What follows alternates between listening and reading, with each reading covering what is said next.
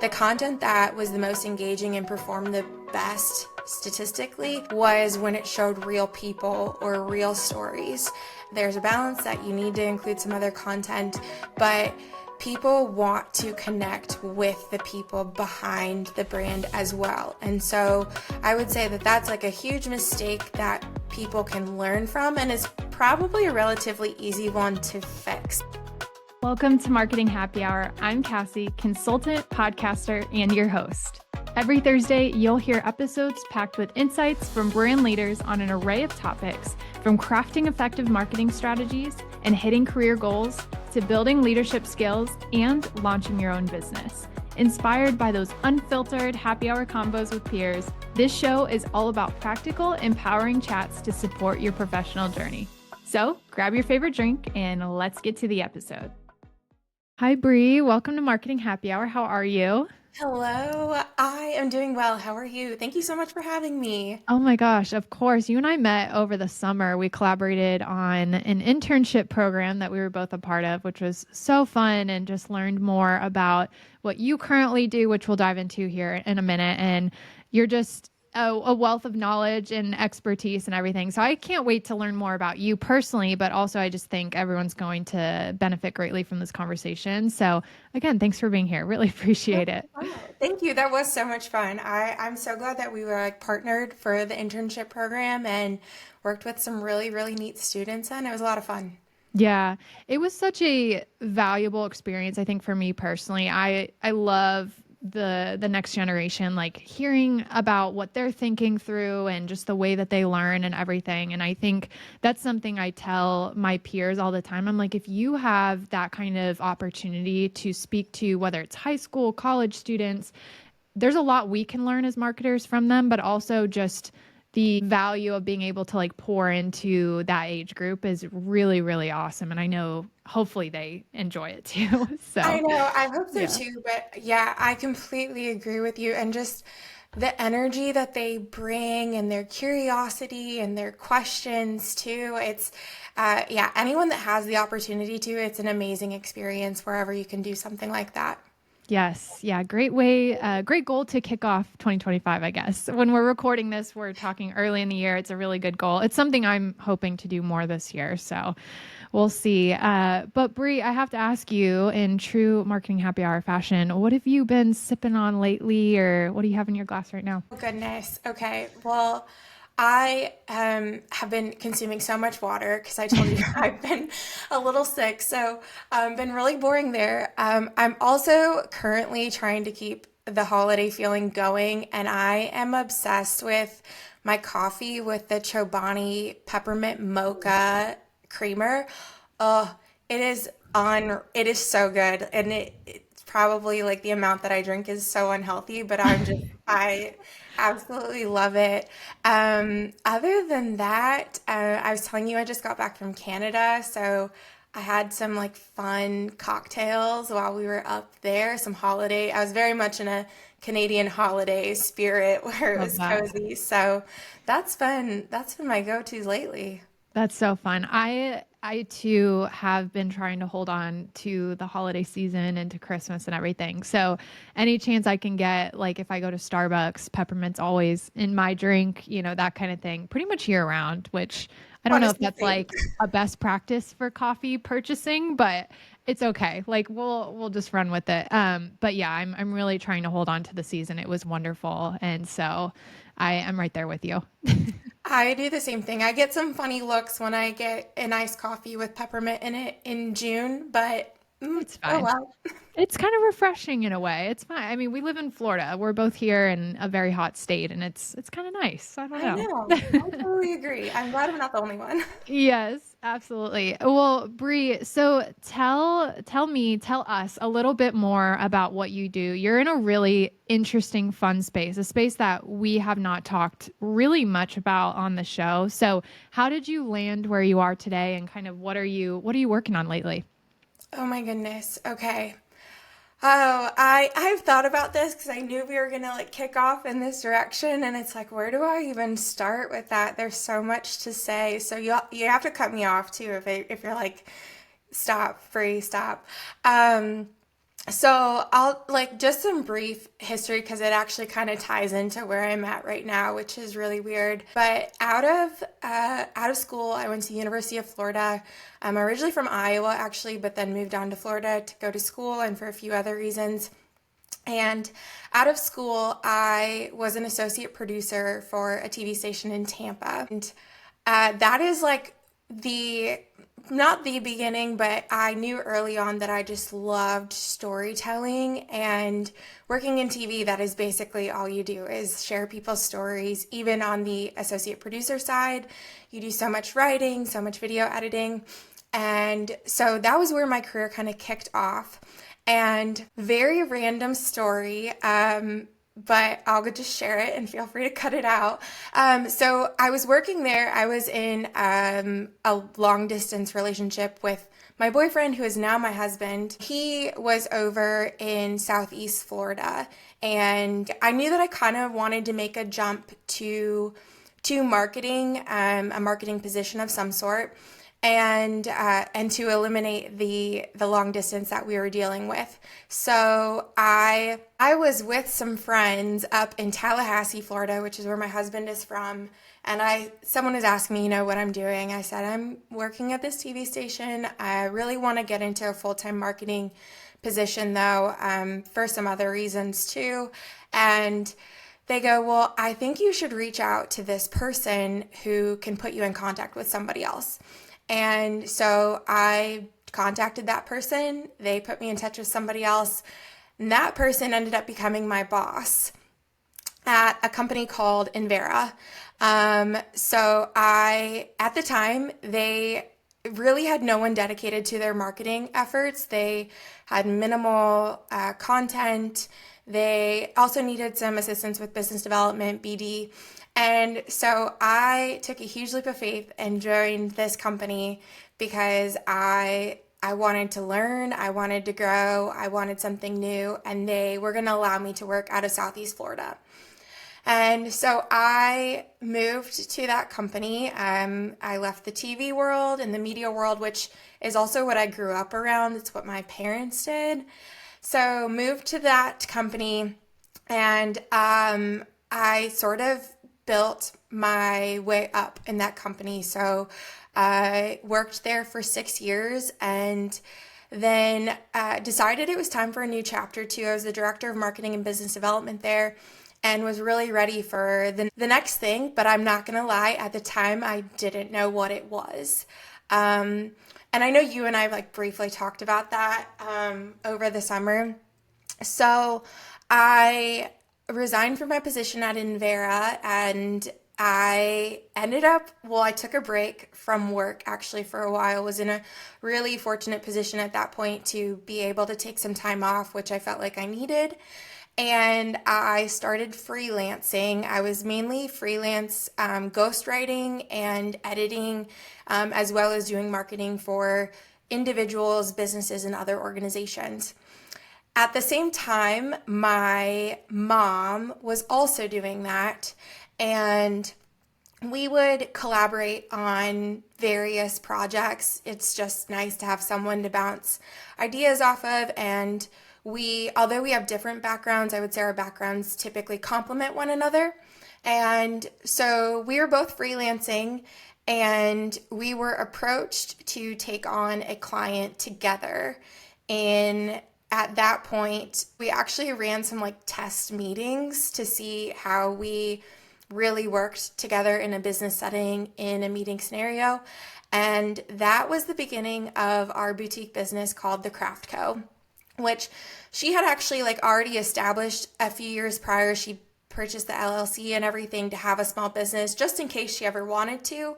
And we officially decided to do that in early 2023. We were going to go down that path of building our small business, our small marketing and communications business. And so that's what we did. We specialized in that for companies of all sizes. So small businesses as well as large ones, nonprofits, and then some individuals as well, mainly being authors and other writers. And So that was really the beginning of Craft Co. We grew it to a team of four, which was really great and still is like a fantastic team. And then a couple of months ago, I was approached by Envera, and I am now back at Envera as their VP of marketing. And so I'm sort of functioning in both spaces. And that is the very long story of how we got here today. Oh my gosh, that's so awesome. I love that you work with your mom. I think that's so fun. And that could be a whole conversation of just navigating work with family members or close friends or whatever. But I want to go back to something that stood out to me earlier on in your journey when you first started with Envera, this idea of sharing with others like what you're looking to do and your goals, like for you pivoting out of the media space and news and everything, and sharing with others like, hey, I want to get a marketing role, or I want to kind of step into this. I think that's so important. It's such a simple idea of like actually speaking out loud to other people in your circle, like what you're looking to do. But I think until we do that, it's really hard to be recommendable for opportunities, or even like your network is so powerful for landing different jobs and positions. So just that idea of like, don't be afraid to share with others like, hey, this is what I'm looking to do or what I'm working on. If you know anyone, let me know. And you never know what can kind of come out of those conversations. It's so true. And yeah, never underestimate your network and never be afraid to like extend that to and meet new Mhm. people. I think one of the biggest things that I learned early on in my career too that kind of works in connection with this is like saying yes to opportunities. And obviously, with healthy boundaries, I know that that's really important, especially today. But there were so many things that I would just say yes to random opportunities to learn something. For example, I remember in college, I had an opportunity to like sit in on a surgery. I learned very quickly that the medical field was not for me. I was like, this isn't it. My husband works in it, and that's great. But I was like, that's not for me. And then through internships too, I said yes. I said yes to working overnight hours at a location. I said yes to jumping on a boat to cover a story about lionfish, like just saying yes to the different things. And then along with that, not being afraid to, you really don't know where it's going to take you, what someone's going to say. And it's so scary, but when you can move kind of past the, well, what's the worst that could happen? And that was part of it too when I reached out to my contact at Envera, who ended up becoming my supervisor there. It was like, what was the worst that could happen? He was going to say he wasn't going to respond, okay. Or he was going to say, hey, no, sorry, I don't think you're the right fit. It's just don't underestimate the network and don't be afraid. I wish that was something I had really recognized early on, but I share that with everybody now. I'm like, don't be afraid. You're probably overanalyzing it yourself. Just make the jump, ask the question, anything along those lines. Absolutely. And chances are, one thing I think about all the time is like most of the people that you are probably reaching out to at one point, they were in a similar position to you where they were looking for their next step and kind of reaching out to their network or putting themselves out there. And so most of the time, people are pretty willing to pass that along. And I think, again, like 1000% relationships are so incredibly important for just opportunities and everything. And I love how you mentioned as well, just saying yes to things. You never know what happens. And then worst case scenario, it's a notch on your belt. It's part of your experience, and you kind of step into the next chapter or whatever when you're ready. So both huge strategies for career, I think. Absolutely. Yeah. I was just talking to like a young entrepreneur yesterday about it, and I just said, I was like, just say yes, learn everything that you can. Yep. Yep. 1000%. So I want to talk a little bit about marketing specifically. And something that you've mentioned in the past is how brands struggle with defining their why, which 1000% agree. And I think this is like such a foundational element for brands to figure out. because it helps you articulate your message and how you're speaking to consumers and how you're promoting your products and services. So can you kind of walk us through how you specifically help businesses uncover their core identity and story? Like what's kind of the thinking or the strategizing that you'll do when you first start working with a client on that? So it definitely looks a little bit different for each one, but I'm happy to go through at least some of the things that we try to cover. I think one thing I always start with when needed and often needed is helping them to understand that strong brands don't just typically happen. Like they are intentionally crafted with clear messaging, authentic storytelling, and a really deep understanding of who they are and what their goals are, who their target audience is.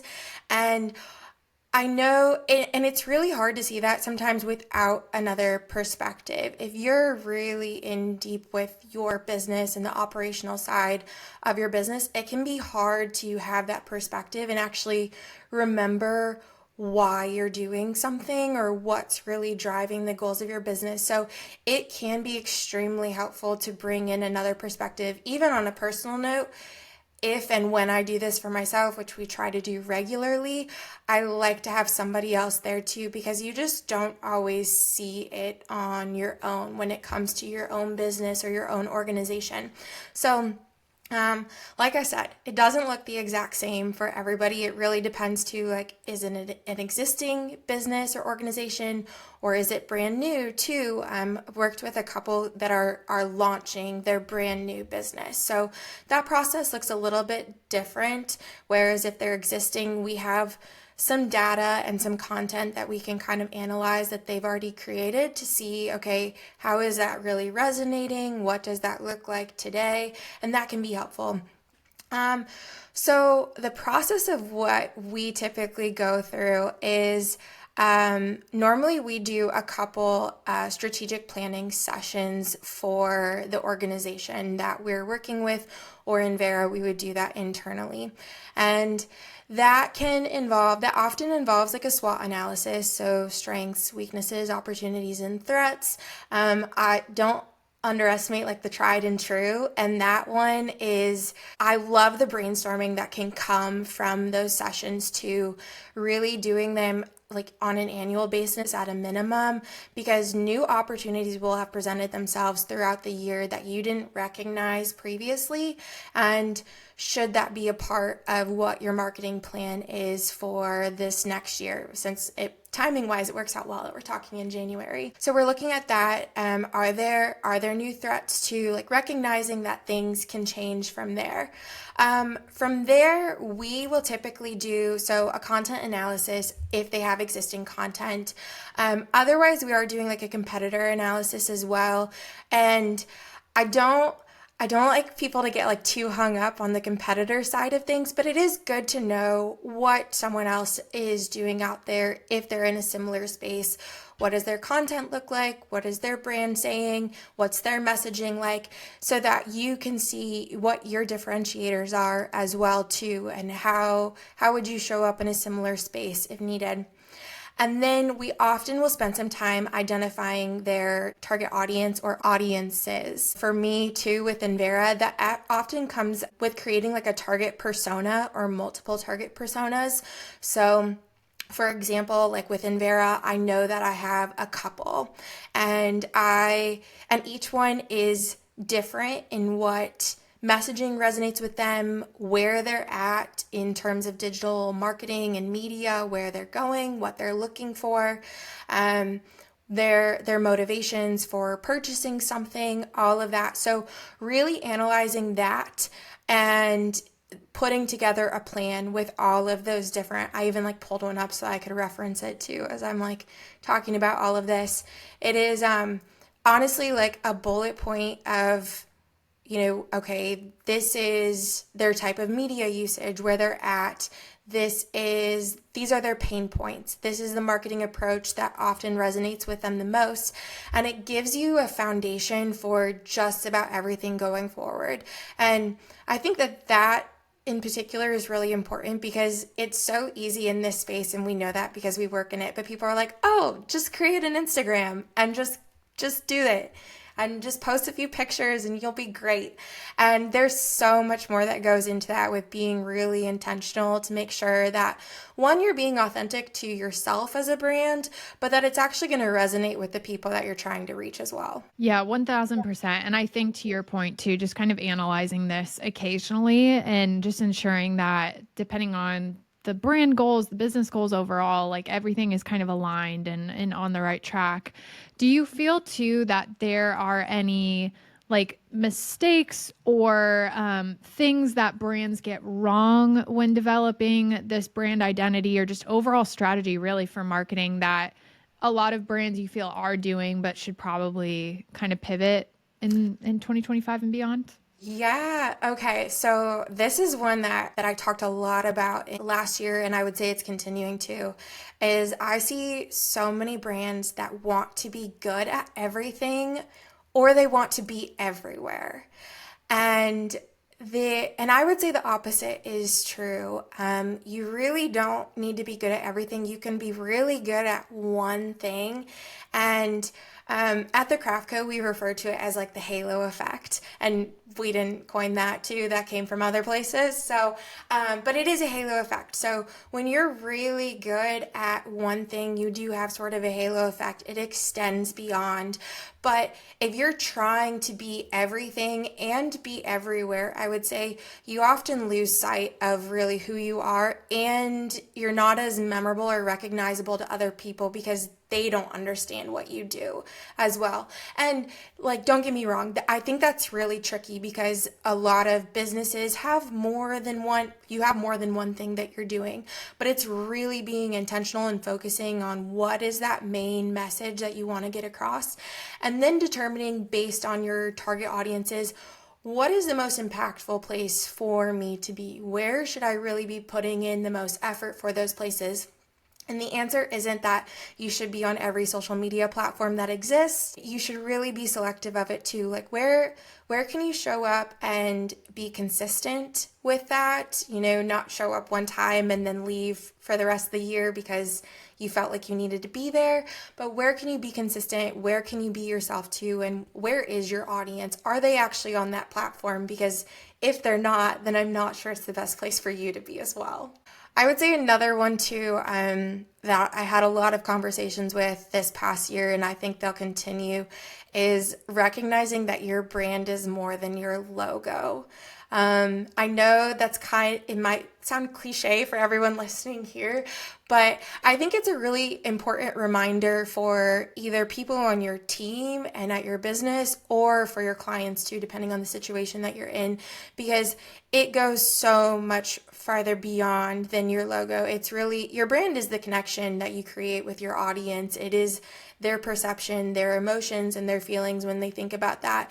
And that brand is like where you build trust. It's where you build relationships. It's how you connect with people or with your target audience. And I see people always like slipping and forgetting this too. And I get it's really, really easy to, because you automatically, when you think of a logo, like you're like, oh yeah, that's that brand. But if you go just a step beyond that, it's so much more than that. I was having a conversation with someone, and this is kind of a dramatic example, but I was like, look, like you could change your logo to pink tomorrow and it won't change the perception of you. People might say like, oh wow, they went from that color to pink. Like that's abrupt and kind of a random change, but it's not going to change how people actually perceive your brand. That's a good reminder because I think a lot of times, especially small businesses, will kind of start with the visuals first. Like whether they're establishing their business for the first time or they're doing a rebrand, for example, like they really want to start with the visuals because it's so, I understand it's very tangible, right? Like we can immediately see it come to life. It's something that's like semi rewarding right away, you know. But I think to your point, just kind of knowing the essence and who you are as a brand and who you're speaking to and like values, what do you want to be known for and everything. And your visual brand really design wise should flow from that because there's so many different elements with colors and fonts and everything that speak to some of those brand values and everything. So we have to remember like the psychology behind it too. So as fun as it is, it's important to get those other details down first, I think. It really is. And that doesn't mean not staying true to you Hmm. too. It's really finding the balance and the blend of all of that, like you're saying, like taking Yep. into account the psychology behind. I know some people are trying to get away from it, but colors do like tend to evoke certain emotions, and at least making sure that you're recognizing what some of that means and the impact that it can have visually before you're really just jumping in and saying, well, this is my favorite color. This should be my brand. Yeah. And it goes a little bit further beyond that. And it's worth it to take the time to actually analyze that and be really careful about what you select. Yeah, absolutely. So speaking too of kind of messaging and everything. So let's say you've gone through the process of getting your strategy in place. You kind of know how your brand wants to speak online, who you're talking to, what kind of those goals are.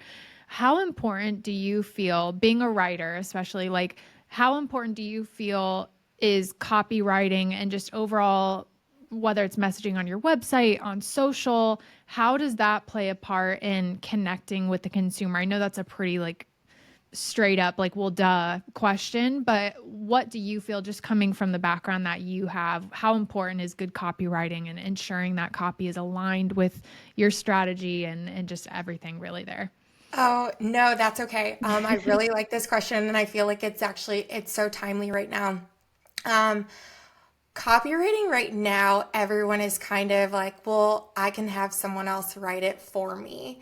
And I don't mean someone else isn't an actual person, obviously. Like they're like, oh, I can have AI write it for me.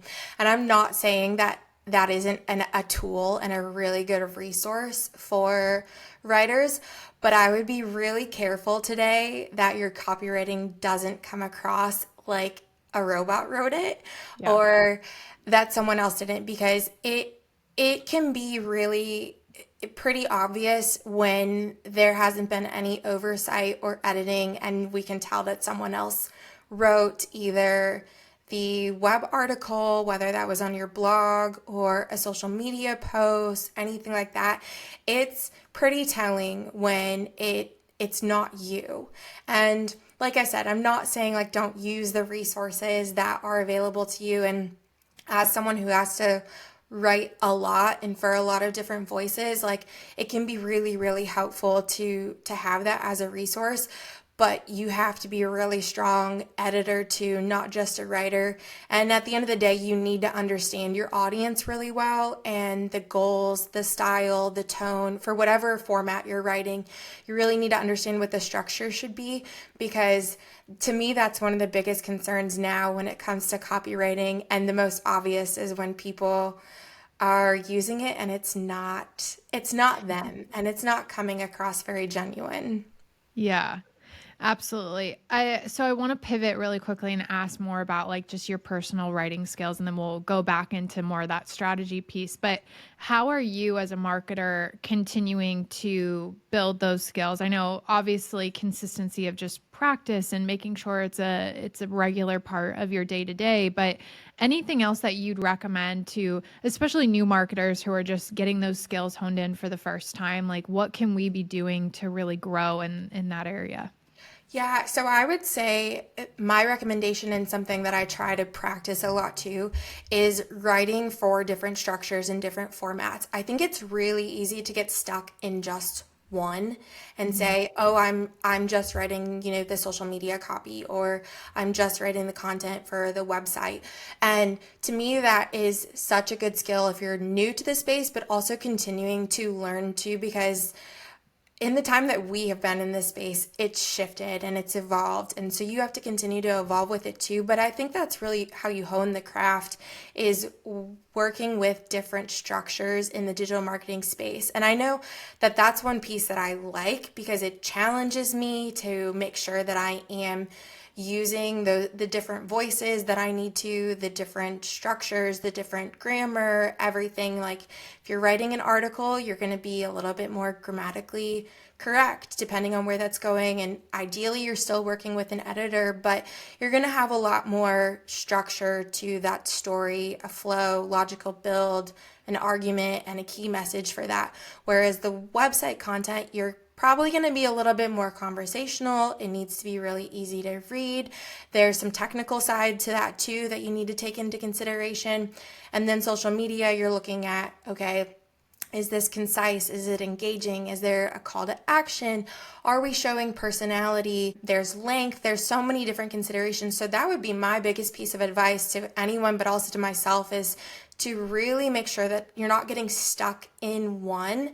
Even, I would say, even if you really, if you only work in social media too, like try to branch out every now and then and say, okay, you know what, I'm gonna write a blog post for about this or for this person, anything along those lines, or write a full article for something as well, because I think that that'll really push you in this space and help you to continue to learn. Yeah, I couldn't agree more. I think just being able to expand your horizons, and a lot of times that's something that we personally as professionals have to take on ourselves. Like, unfortunately, if you're a social media manager working for a brand, for example, you're not always going to be given the opportunity to like write a blog post, for example. So that's why I think we're seeing more and more professionals are starting Substacks, or they're writing articles on LinkedIn, or like starting their own blog on a website, which is so awesome because it's them being able to share their experience with other people, but it's also a way to kind of push your skill set too, I think. So that's a great reminder. Absolutely. No, I love seeing people sharing, where their lessons learned too in Mhm. those formats, and it's kind of a win-win. It's a win for your audience and a win for you too. Yeah, I couldn't agree more.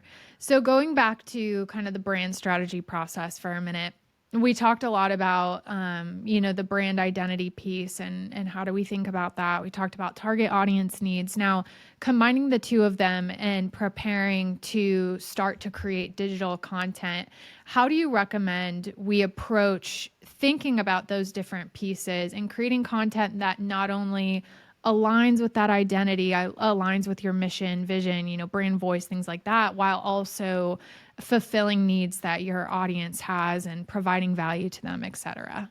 Sure. So I would say when possible, the my first thing would be like collaboration. And I don't mean that it needs to be collaboration with a huge team of people. Even just having one other person or a couple other people involved in that is really important for the overall message and the design of something when possible. And I know that that's not always the case as someone who often has to tackle both sides of it.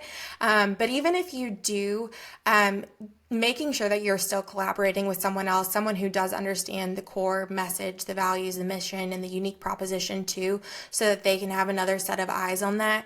Kind of how I mentioned, like never edit your own article. Hopefully, you're working with someone else too. The same would go for design, but making sure that you're collaborating with the right person. But I find that that is so crucial. Once you're really balancing the design and the messaging piece, having another set of eyes or another team member involved in that is so, so, so important. But then remembering too that like your design should ultimately enhance and align with that foundation message too.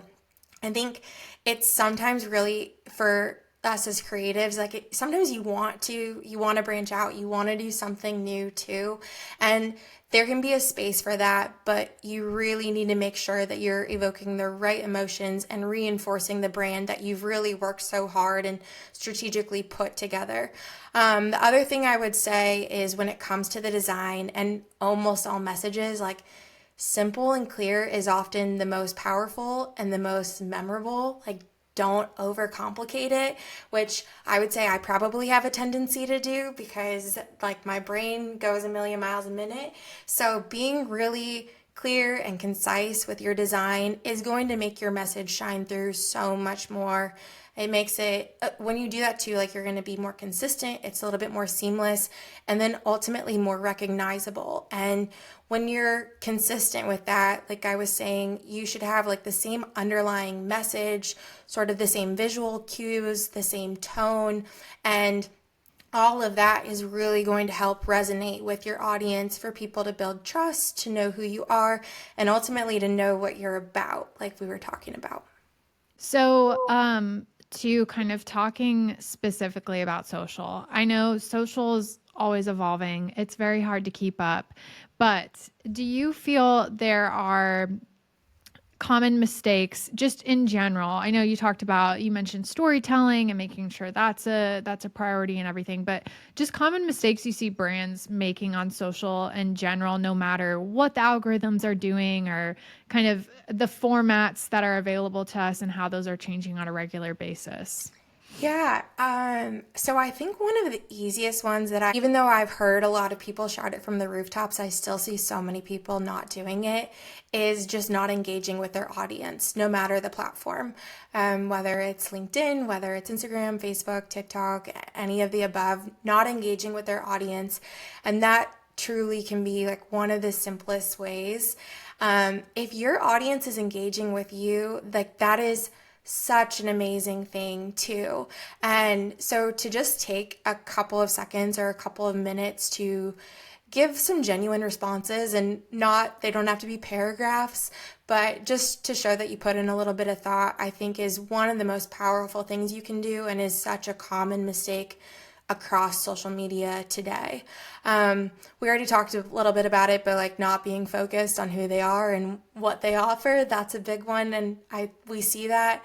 And then the other one that I would say where I see a lot of brands moving in the right direction, but there are still some, but just not being authentic, not showing the real faces and the real people behind your brand and your story. And sometimes that's hard. And I know there are a lot of factors going into that, but I just spent past month like analyzing the marketing metrics for Invera as well as a couple of other businesses.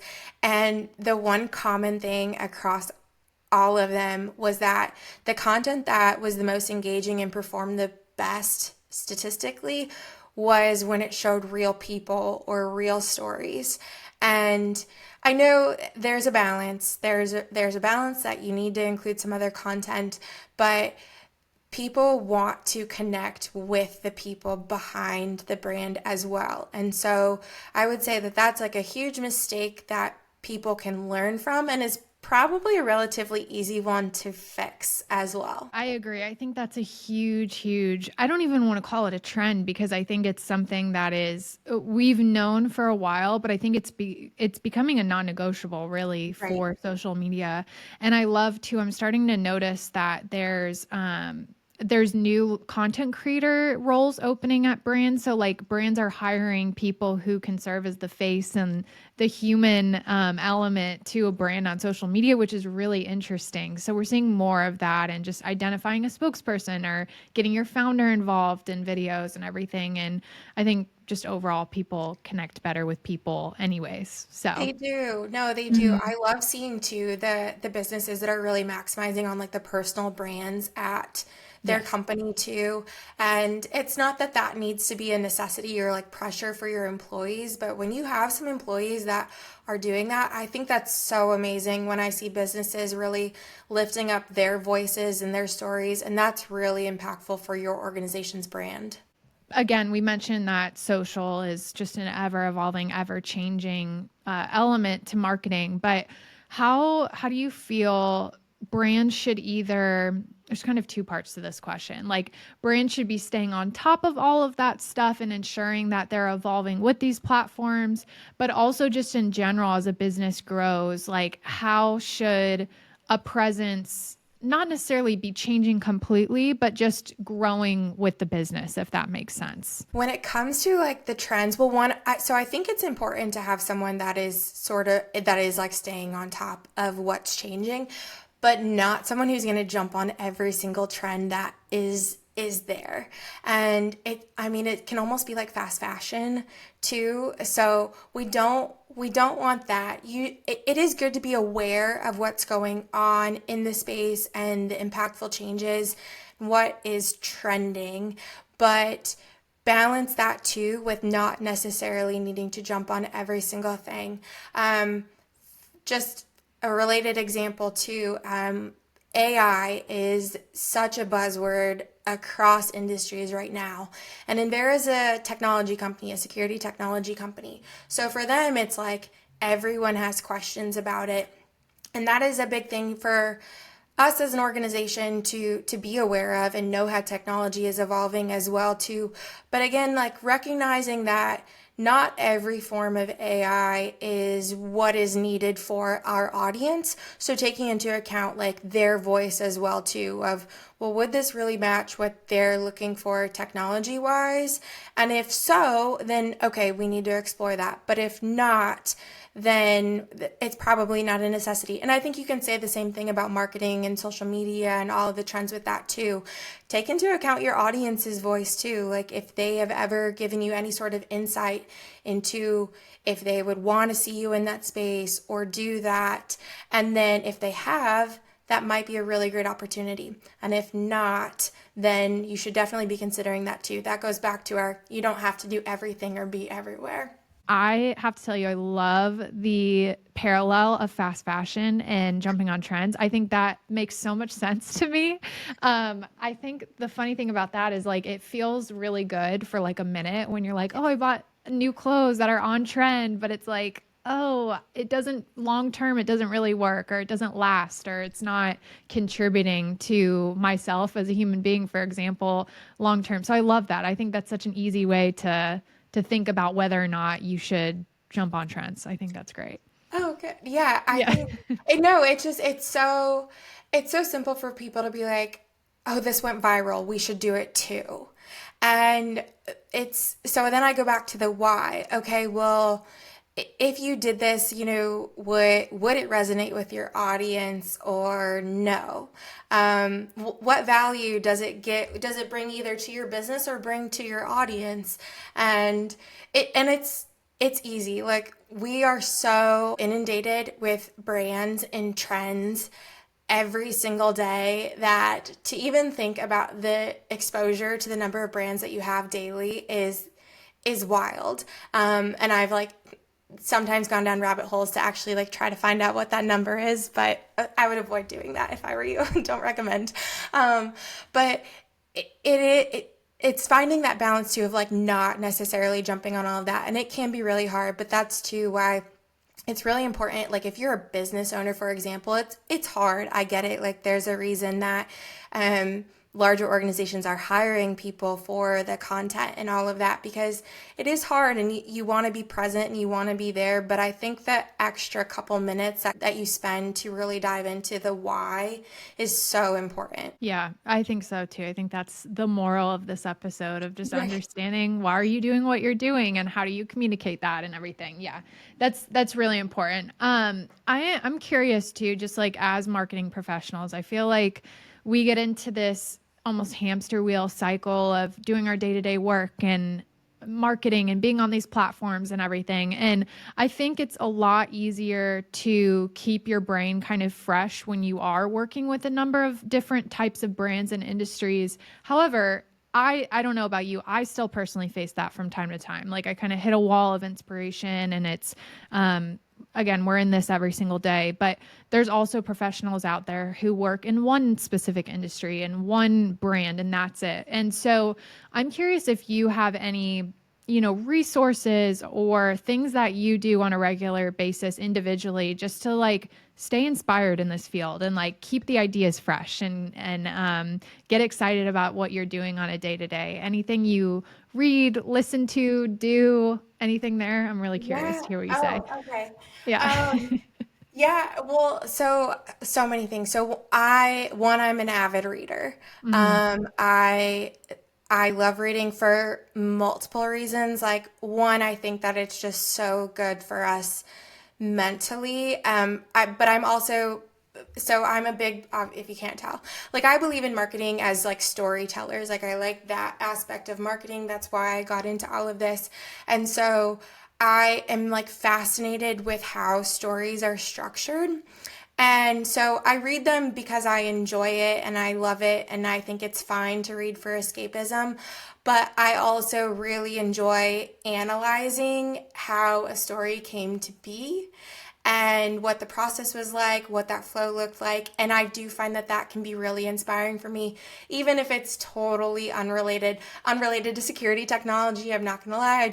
I don't read a lot of like fiction about security technology.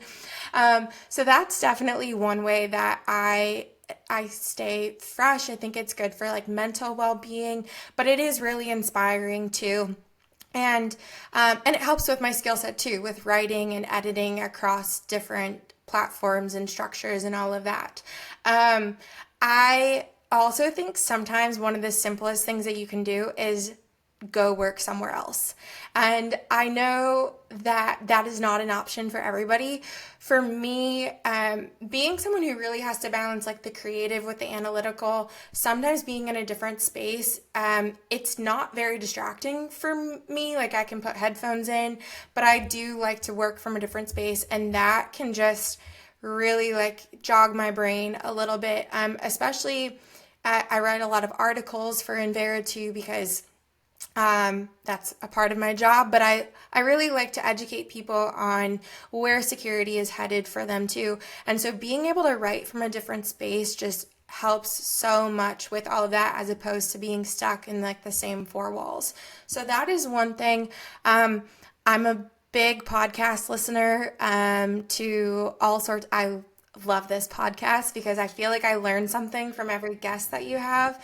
But other ones as well too, like because it's interesting to just hear how they communicate whatever they're talking about. And so I find that can be really impactful.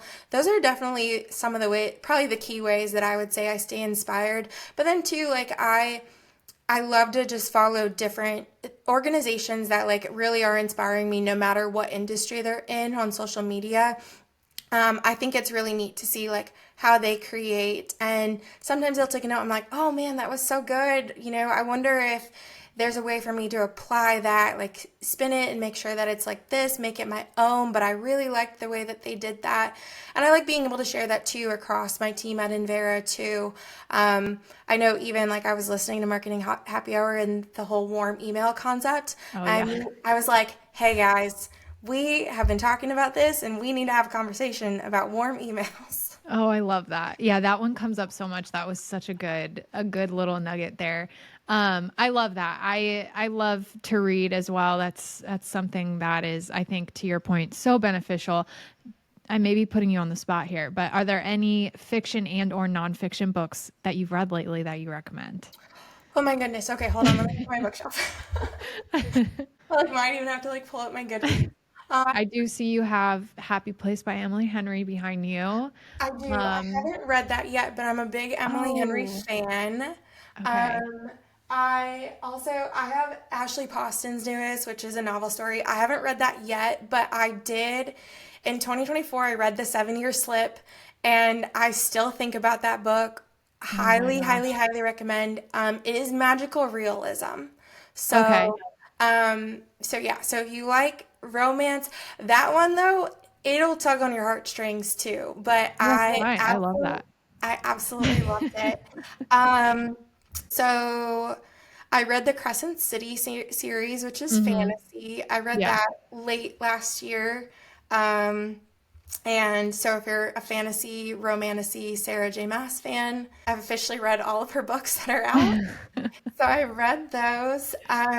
Another one last year, like late last year, that I read that I would highly recommend is The Flame of Prometheus by Taryn L. Davidson. And this is going to be more of it's a dystopian books. It's not fantasy, but it does kind of have that feel to it. It's very much an adventure enemies, well, friends to enemies to lovers setup.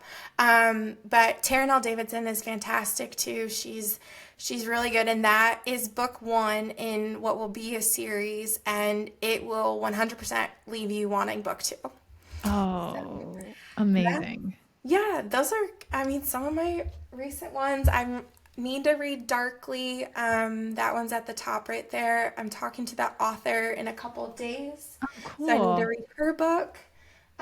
Yeah, this is my TBR shelf. TBR. Oh, fun. Oh my gosh. Okay. Well, I'll follow you on Goodreads and I'm excited because I need to get into the reading inspiration for 2025. Oh, So I it's always love to ask everyone what they're yeah, reading oh, it's lately. so good. Yeah, whenever, like, anytime I've fallen off the bandwagon, I feel like I know it, but the second I'm back on, I just feel so much more I know. inspired with across the board. So, I agree. highly recommend. In terms of nonfiction, I don't, I'm not gonna lie. Um, in the only nonfiction I think I read last year was Save the Cat Writes a Novel, which, if you're interested in writing books, I would definitely recommend, but that's Uh-huh. probably not very exciting if you're not. And then On Writing by Stephen King, which is Okay. also about writing. Oh, interesting. Yeah, last year I too didn't do a lot of nonfiction. I think the only nonfiction I read, which was fantastic, I was late to the game on this one, but Unreasonable Hospitality by Will Guidara. Yeah, yeah, It's yeah. very good. But that was it. I was in very much a fiction mode last year, which I think is good. Like as a professional, just like mixing it up a little bit. Prior to that, I was on a nonfiction train for a very long time. So I think just allowing our brains to kind of switch modes on a regular basis is good for creativity. I don't know, at least for me. But That's what I tell myself. yeah. Yeah, it's fine. But I'm excited to hear what you read in 2025 and I'm excited to follow you on Goodreads. I'll definitely do that. Um but Brie, I have to add, I feel like we could go in a million different directions just overall having more conversations, which we definitely will down the road. But I would love to ask one more question just as we close out here. But if you could go back and give yourself one piece of advice at the start of your career, early on in your career, what would you share with young Bree? Oh my goodness. A lot of things. Never start drinking coffee. No. That it's okay. I'm fine with the fact that I developed that habit. There's so many things, but I think one that kind of encompasses a lot of what I would tell young Bree or anybody else is to cultivate resilience, Hmm. especially in this space. And I think some of the ways you do that are like not being afraid, like we talked about, not really listening to those inner voices that maybe tell you you can't do something or that it's super scary. Um, Learn from every experience, no matter what it is. Adapt to change. Don't be afraid to ask for help when needed. And I think part of cultivating resilience too is like practicing stress management, being mindfulness and exercise for me. So to maintain like mental and physical well being. Without all of that, like you can't enjoy the process as much, and but when you do that, you can, and you can lead, and you can continue to have this posture of learning from every single experience, overcoming challenges, and all while taking care of yourself as well. So I think that's what I would say. Yeah, so good. I couldn't agree more. I think you got to take care of yourself first and foremost so you can serve others, help the brands that you're building, things like that really contributes to how we show up. So I could not agree more. Well, on that too, I would love to be able to just stay connected with you and the brands that you work with. What's the best way to get in contact with you, follow your professional journey? Where can we do that online? Sure. So, for my professional journey, it's probably easiest to find me on LinkedIn, Brie Shoop, and the Craft Co is also on LinkedIn as well as Invera. That would be at Invera Systems and then at the Craft Co there. I also have a podcast on books, which is called Narratives and Nightcaps. You can find that on Instagram, and I talk to lots of different authors. So if you're ever interested in books, that's probably why I got so excited talking about books. But those are some of the best places to find me. But yeah, LinkedIn is probably best for me. You can find me on Instagram if you like to look at pictures of my dog. Excellent. Well, thank you so much. I feel like this was such a good, like, kind of reset for 2025 episode, just thinking about our social strategies. How are we building those moving forward and just setting ourselves up for success and our brands up for success in 2025. So thank you so much for just sharing everything with us today. Really appreciate it. Oh, thank you so much for having me. This is so much fun. Thank you so much for tuning into this week's episode. If you enjoyed this conversation, I would love your feedback. And if you're ready to take things to the next level, sign up for my weekly newsletter in the show notes. You'll get weekly career and marketing insights straight to your inbox. And if you have an idea for a future Marketing Happy Hour episode, shoot me an email, hello@marketinghappyhr.com. Thank you again, and I'll see you next Thursday.